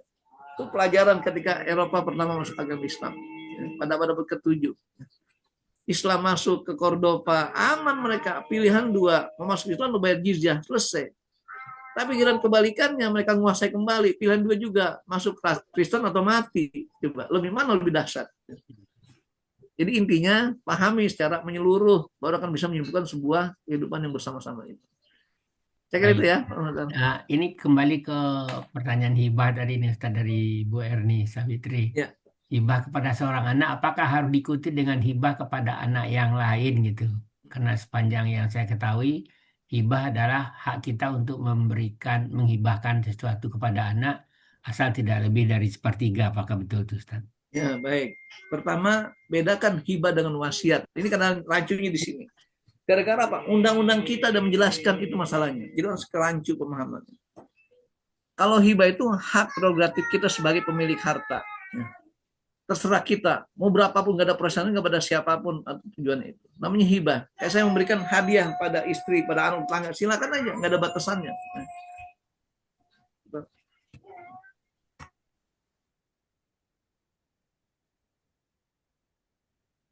Suaranya hilang. Ya sebentar. Ini pertama gimana? Hibah itu pemberian mutlak dari kita kepada siapapun, nggak ada batasannya. Itu hibah namanya. Tapi kalau wasiat, nah kenapa dibatasi 1/3? Karena wasiat lah hartanya kita udah meninggal itu hubungannya. Jadi bukan hak kita murni. Allah batasi wasiat 1/3 kenapa? Karena bagian terbesar warisan adalah 2/3. Ini coba pahami kronologinya itu. Ini kadang-kadang orang salah. Hibah 1/3. Siapa yang ngatur hal itu? Nggak ada aturannya kalau hibah itu. Cuman kata Nabi apa? Hibah itu hendaknya berlaku adil kepada yang kau hibahkan. Itu aja. Iya. Punya anak 3, dihibahkan cuma 1. Rasul tanya, hai pulang, anak berapa? 3. Kenapa nggak semua dikasihkan? Karena begini-begini. Udah, kata Rasul tidak melarang. Diluli abnaikum. Berapa pada saudara anak-anak kalian? Gitu aja. Karena hubungannya komunikasi langsung sama hidup. Maka salah satu syarat utama hibah antara pemberi dan penerima harus sama-sama hidup. Dan harus ada tanda terima artinya penerimaan dalam itu. Makanya yang juga keliru begini. Orang menghibahkan sesuatu ditulis, disimpan di setbox gitu. Akhirnya dipegang sama notaris. Anaknya nggak tahu pas dia meninggal, hibah loh. Hibah itu sama-sama hidup saat itu. Ada penerima dan pemberi. Makanya kadang rancunya antara hibah dan wasiat di sini. Ini kesalahan mutlaknya di situ. Nah, sehingga akhirnya apa? Notaris karena nggak paham syariat Islam, udah catat aja. Gitu. Yang penting udah hak dia begitu. Itu kesalahannya. Makanya saya katakan kami ini dari Iwaris ini selalu berusaha untuk membina para calon-calon notaris Muslim yang mereka sadar hal seperti ini. Jadi jangan sampai melanggar hukum Islam. Kenapa? Karena di akhirat nanti di dunia mungkin dia aman, di akhirat nggak bisa lepas dari itu semuanya. Kan kita pengen harta kita beralih secara berkah. Artinya ikuti konsep aturan itu. Kalau mau hibah, ikhlaskan udah saya hibahkan. Udah nggak usah ngomongin lagi. Ini tanda terima, Nina ambil suratnya ini ambil sertifikatnya. Bapak udah hibahkan pada kalian. Nggak dicampur tangan lagi. Makanya sering kita katakan, ciri hibah itu apa? Harta yang udah kita berikan pada anak kita, bukan kita yang ngurusin, dia yang ngurusin langsung. Cuman dilemanya, ini anak masih umur 7 tahun, dihibahkan. Ini nggak benar. Gitu ya. Orang belum punya cara, kita punya kemampuan untuk bertransaksi, kok dikasih hibah. Makanya kata Nabi apa? La wasiyata liwarisin, nggak boleh berwasiat harta berahli waris. Kenapa? Ahli waris udah punya bagian tertentu Al-Quran. Bahkan mohon maaf, dulu ada orang, dia mohon maaf, dia katakan, seolah-olah dia ingin mengatur semua hartanya, udah meninggal dunia. Dia buat semacam statement, ya. Jadi surat pernyataan itu. Ustaz, ini saya sudah buat keluarga saya. Ini nanti rumah buat anak saya si Fulan, ini buat si Fulan, ini harta saya begini, tabungan saya begini-begini. Emang kalau ibu nggak tulis, itu milik kepada siapa? Allah atur semuanya udah. Gitu ya. Ada hukum waris Islam, ditentukan semuanya. Yang penting bagi kita masih hidup ini, bagaimana kita bangun dan kita kelola harta dengan cara halal, itu akan berkah nanti. Sehingga apa? Biarkan Allah mengatur kemudian kita meninggal dunia. Sehingga apa? Kita meninggal, lepas dari hubungan dunia sudah. Kita nyelonong ketemu Allah. Tapi kalau kita sekarang mengaturnya ternyata nggak adil. Kalau mereka ribut dan kita tinggalkan, maka kita masih kena dosanya gara-gara mereka ribut gara-gara perbuatan kita. Itu resikonya. Memang hibah itu boleh, tapi beresiko. Itu resikonya. Jangan kita coba mengatur sendiri kalau kita nggak paham sesuatu. Lagi-lagi prinsipnya fas'alu ahla dzikri in kuntum ta'lamun. Silakan tanya pada yang ngerti kalau kita nggak ngerti. Kalau ingin selamat dunia akhirat. Gitu ya. Baik, jadi Ustaz, kesimpulannya adalah kalau hibah itu tidak dibatasin, boleh nggak dibatasin hibah, karena syarat utamanya harus sama-sama hidup. Kemudian yang kedua, untuk anak itu harus hadir gitu Ustaz ya. Jadi kalau si A diberi, si B juga diberi gitu. Ya makanya kan keadilan yang sifatnya subjektif dalam kita. Maka bikin pernyataan, mana terima. Bilang gini, contohnya ya, hibah yang baik. Saya punya anak 3 namanya. Saya berikan, ini yang nomor 1 dapat ini, mobil namanya. Nomor 2 dapat kontrakan, nomor 2 dapat usahaan gitu. Saya bilang, kalian terima dengan baik ya, dengan ridho dan ikhlas, bikin tanda tangan sebagai usaha. Jangan macam-macam lagi. Ini udah pemberian ayah pada kalian semuanya. Kalian terima. Kalau artinya, ya ayah saya terima semuanya, tanda tangan di atas materai. Selesai. Jadi itu udah keadilan kita namanya udah mereka. Makanya nggak benar kalau hibah itu sembunyi-sembunyi. Ini pasti nggak adil. Gitu ya. Apalagi seorang istri merasa dihibahkan oleh suaminya di kamar berdua-duaan. Siapa saksinya? Nggak ada. Gimana akan menyatakan itu? Jadi upayakan ada bukti hibah itu. Biar apa? Di kemudian hari tidak ada masalah. Itu masalahnya. Makanya Rasulullah ketika ada sahabat datang memberikan hibah pada salah satu anaknya, kenapa kau tidak berikan semuanya gitu? Maka dilu alam berlaku adil pada anak kalian. Walaupun kita punya hak untuk menentukan. Ini anak pertama banyak taat, bahkan rajin, peduli pada orang tuanya. Dikasih kelebihan. Anak kedua agak mulai nakal, mulai sulit diatur, dikurangi jatahnya. Itu kan subjektivitas kita. Gitu. Maka ketika tidak adil kita terapkan dan mereka nuntut, kemudian dan ribut akhirnya, apa yang terjadi? Kita udah meninggal dunia, masih dapat kiriman dosanya. Gara-gara apa? Nah, kalau bahasa kita gini, hai pulang kata Allah, ini gara-gara tindakanmu anakmu ribut dulu, yang sekarang ini. Maka rasakan akibatnya. Itu kita serang pada Allah, berikan Allah yang mengaturnya. Kita bebas tanggung jawab. Makanya kita ketika meninggal kita inna lillahi wa inna kami milik Allah kepada Allah. Udah kembali pada Allah. Ya, begitulah seterusnya. Jadi intinya memang kita katakan hibah itu dibolehkan, tapi rawan dengan kezaliman.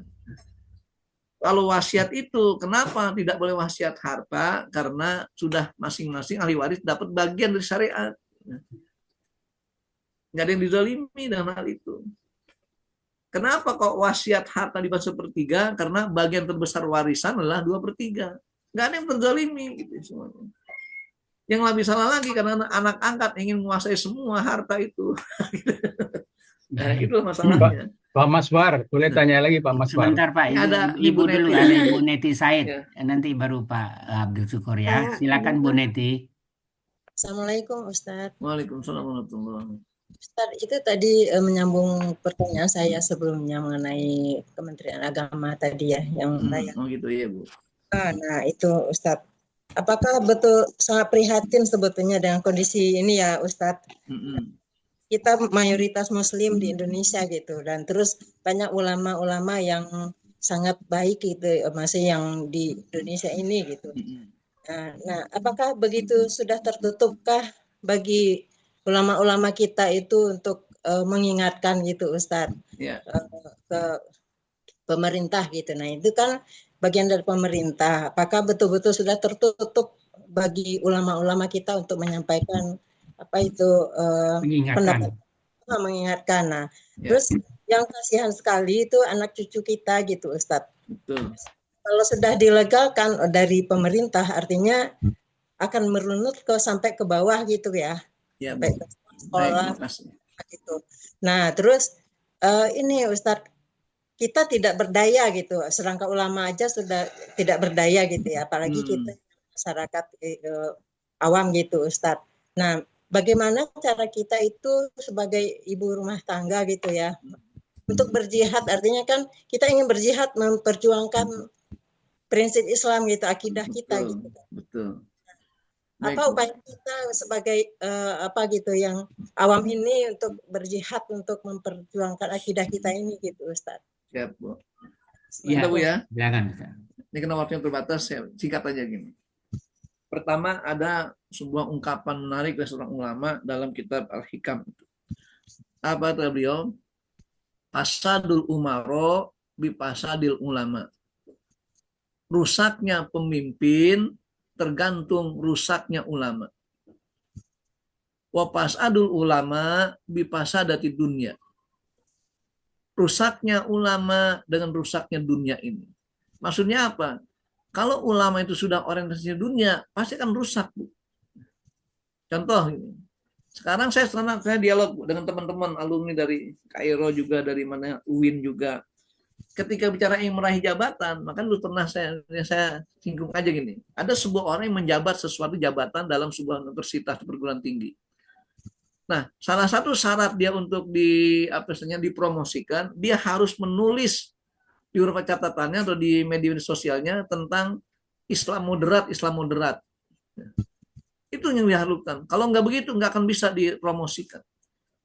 Kenapa? Karena targetnya ingin dapat kenikmatan dunia. Terus saya rasakan, Bu, saya berkali-kali dulu ingin daftar sebagai bagian dari Majelis Ulama, nggak tembus. Saya dulu mau jadi Badan Wakaf Indonesia BWI, nggak tembus. Kenapa? Karena emang perilaku saya betul, saya komitmen syariat aja, nggak perlu dunia lainnya, saya bilang gitu.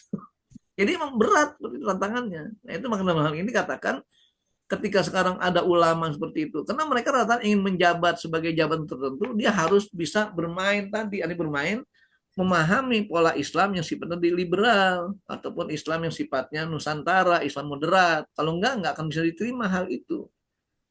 Nah, gimana kondisi menyikapi hal seperti ini? Maka kita katakan menerapkan agama Islam tidak hanya bersifat kolektif, ada yang sifat individual.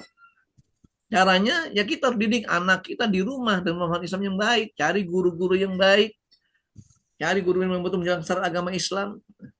Akhirnya ketika kita ngelamu dalam sebuah kolektif besar, kelompok besar, maka dianggap teroris, dianggap radikal. Maka caranya apa? Individual saja. Kayak dulu kita waktu rame-rame mengembangkan koperasi dulu kan. Saya ingat ketika pasca aksi 212 dulu, sehingga punya semangat koperasi 212 ya apa namanya itu. Kemudian kita 1212 ya kan 212 itu. Itu ternyata apa? Kalau skopnya besar akan diteror dengan macam-macam kebijakan. Maka buatlah korupsi yang sifatnya kecil saja sehingga nggak melibatkan cara nasional.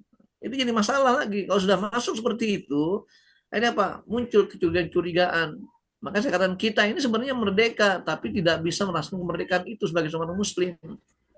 Di mana letak kesalahannya? Dari awal membangun negara ini dasarnya karena musyawarah, demokrasi. Bukti semuanya. Ketika dulu pada tahun berapa itu yang Piagam Jakarta itu kan dari sekitar 60 peserta musyawarahnya itu hampir 75% umat Islam. Yang lain agama seperti Nasrani, kemudian ada Hindu, ada yang beragama juga, orientalis macam-macam. Tapi ngalah 70% gara-gara apa? Ingin menyamakan persepsinya di situ. Emang resiko berat bagi kita. Makanya tadi kalau gimana cara menyikapinya, ya sekarang kembali pada rumah masing-masing. Karena kalau kita sebagai guru, maka kita punya murid, berikan pendidikan. Terus terang saya waktu ngajar Pancasila di STI, saya islamisasikan kan gitu. Jadi Pancasila kan sifatnya cuma norma, poin-poin tertentu, global, tergantung saya menafsirkannya. Termasuk ketika orang mengatakan kayak Tuhan yang Maha Esa, emang harus mutlak Allah. Nggak mungkin Trinitas dengan Tuhan Maha Esa. Nggak mungkin Tridul dengan Tuhan Maha Esa. Sampaikan dengan jelas. Lagi-lagi tergantung pada interpretasi kita semuanya. Makanya setiap ucapan mengandung resiko. Resikonya apa? Nggak akan populer. Gitu. Begitulah seterusnya. Jadi itu, Ibu, artinya ketika bicara masalah bagaimana memahami, makanya saya mohon maaf. Gitu. Ya dalam tanda kutip, saya ini nggak akan populer, Bu, di malam teman-teman juga. Gitu. Kenapa? Karena memang saya bersikukuh, apa yang saya pahami secara dasar saya akan pertahankan sampai kapanpun. Saya tidak mudah untuk merubah pemikiran, gaya berpikir, hanya sekedar ancaman-ancaman yang begitu saja.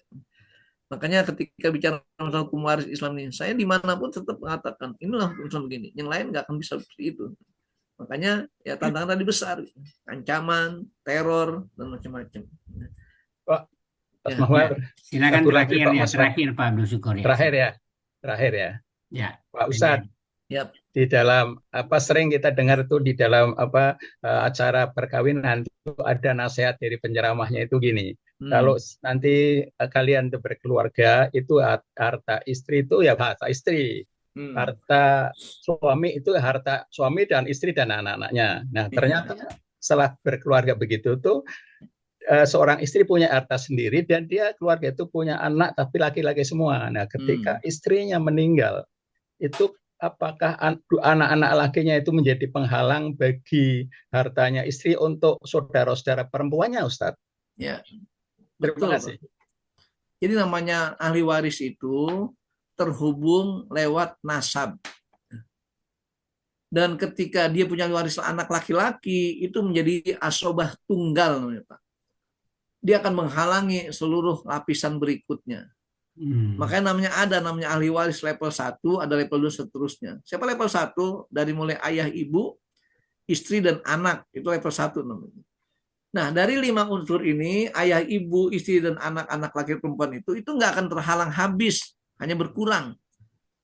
Contohnya, ada ayah, ada ibu, ada anak laki. Ayah ibu mesti dapat per 6/6. Tapi saudara kandung nggak akan dapat, terhalang dengan anak laki-laki. Gitu ya. Jadi kalau dia punya laki-laki akan terhalang haknya saudara kandungnya itu. Walaupun emang itu kita katakan namanya harta waris seperti itu. Harus milik pribadi, bukan milik rame-rame. Maka ketika ada orang meninggal, orang membangun keluarga, suami istri, sama-sama kerja. Kita lihat sudah ada nggak berlaku harta bersamanya di situ. Pokoknya ada kan istri dan suami gabung aja udah hartanya, bikin rumah macam-macam. Itu harta bersama. Sehingga dalam Islam prinsip pertama tidak sama dengan istilah harta gono gini menurut persepsi KHI kita. Kenapa? Dalam harta gono gini langsung diponis 50-50. Padahal kontribusinya beda-beda. Dalam harta bersama nggak begitu dalam Islam. Dasarnya apa? An-Nisa 32. Bahwa laki-laki akan membagian dengan kontribusinya, betul perempuan kontribusinya. Jadi kalau itu harta perempuan, ya udah milik perempuan berarti milik istri. Ketika dia meninggal, ya siapa ahli warisnya? Ada suami, ada anak laki-laki. Udah catat di situ aja. Nah, gitu. Jadi prinsipnya anak laki menjadi keturunan tunggal sebagai asobah di situ. Gitu Pak ya? Ya baik. Itu Pak Ustaz saya kira. Silakan Ustaz ditutup Ustaz. Terima kasih banyak. Baik. Terima kasih Bapak sekalian. Mohon maaf kalau belum tuntas karena memang ini banyak masalahnya, banyak sekali. Itulah kita katakan kesabaran kita dalam memahami sesuatu, kegigihan kita memahami sesuatu ini bagian dari perjuangan namanya. Jadi ini jihad fisabilillah. Makanya orang belajar itu perlu modal apa? Modal sabar. Dan tidak mudah untuk memahami sesuatu belum paham segala sesuatu. Yang mudah-mudahan Allah bimbing kita semuanya. Allah menunjuk kita ke jalan yang Allah ridhoi pada kita semuanya. Amin ya rabbal alamin. Mari kita baca alhamdulillah dan doa bersama. Alhamdulillahirabbil alamin. Bismillahirrahmanirrahim. Alhamdulillahirabbil alamin. Allahumma shalli ala sayyidina Muhammad wa sayyidina Muhammad. Allahumma jal jam'ana hadza jam'an marhuma wa tafarruqana mimma dun asuma wala taj'al fina wala ma'ana wala baina syakinal mahrum wala matuda innaka ala kulli syai'in qadir. Allah marzuqna ilman nafi'a wa rizqan wasi'a wa syifaan min kulli da'in wa saqam. Rabbana khtim bi sholihati a'malana wa 'alal imani wal islami jam'an tawaffana wa anta radina alamin. Rabbana atina fid dunya hasanah wa fil akhirati hasanah wa qina adzabannar. Wa sallallahu ala sayyidina Muhammadin wa ala alihi wasallam. Alhamdulillahirabbil alamin. Wal 'afwu minkum. Wassalamu alaikum warahmatullahi wabarakatuh.